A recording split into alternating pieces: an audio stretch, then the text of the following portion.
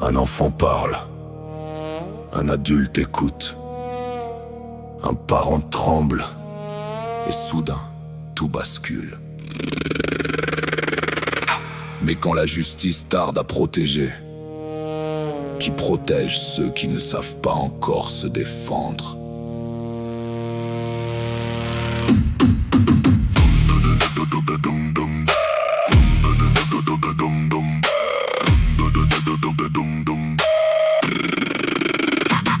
Un petit garçon revient avec des mots dans la tête, des choses qu'un enfant ne devrait jamais connaître. Un jeu secret, des souvenirs qui font peur, et dans les yeux de ses parents la panique et la douleur. Alors Grégory porte plainte, il demande qu'on intervienne, il attend que la justice fasse enfin ce qu'elle doit faire. Mais pendant qu'on attend, l'angoisse gagne du terrain. Comment laisser un enfant dormir quand on redoute le lendemain? Parce qu'un enfant ne peut pas toujours crier, il ne sait pas toujours comment se protéger. Alors quand un parent entend son enfant souffrir, son instinct lui hurle de courir, de le secourir.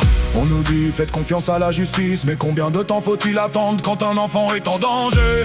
Combien de silence faut-il supporter avant que quelqu'un décide enfin d'agir?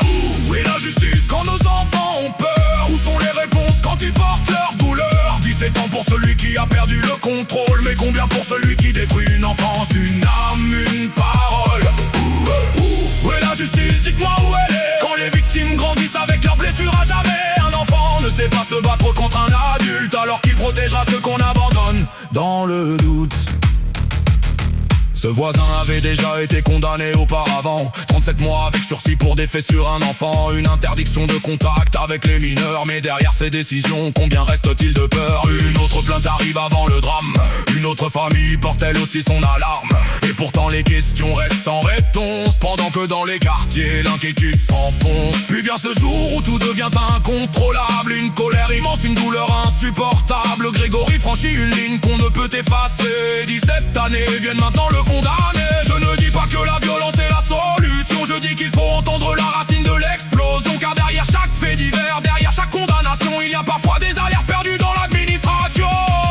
Où est la justice quand nos enfants ont peur? Où sont les réponses quand ils portent leur douleur? 17 ans pour celui qui a perdu le contrôle, mais combien pour celui qui détruit une enfance, une âme, une parole? Où est la justice? Dites-moi où elle est quand les victimes grandissent avec leurs blessures à jamais. Ne sait pas se battre contre un adulte, alors qui protégera ceux qu'on abandonne dans le doute? Je ne demande pas aux parents de devenir des justiciers, je demande qu'on leur donne une raison de faire confiance au système. Qu'un signalement soit entendu, qu'un enfant soit protégé, qu'une condamnation protège réellement ceux qui viennent après. Parce que sauver un enfant, ce n'est pas seulement punir après le drame, c'est empêcher le prochain drame d'arriver. Alors oui, je comprends la rage d'un père, cette envie de mettre son enfant à l'abri d'enfer. Mais une société ne devrait jamais attendre qu'un parent perd tout contrôle pour commencer à défendre. Grégory n'est pas seulement une condamnation, c'est aussi le miroir de nos propres questions. Et derrière son nom, il y a ce qu'on doit entendre, les enfants qui ont peur, ceux qu'il faut défendre. Pas de vengeance mais des actes, pas de silence mais des preuves, pas de nouvelles victimes pour comprendre, pas d'une enfance brisée avant d'intervenir. Où est la justice quand nos enfants ont peur? Qui réparera leur nuit? Qui réparera leur cœur? 17 ans derrière les barreaux pour un homme qui a craqué, mais combien d'années pour une enfance qu'on a massacrée?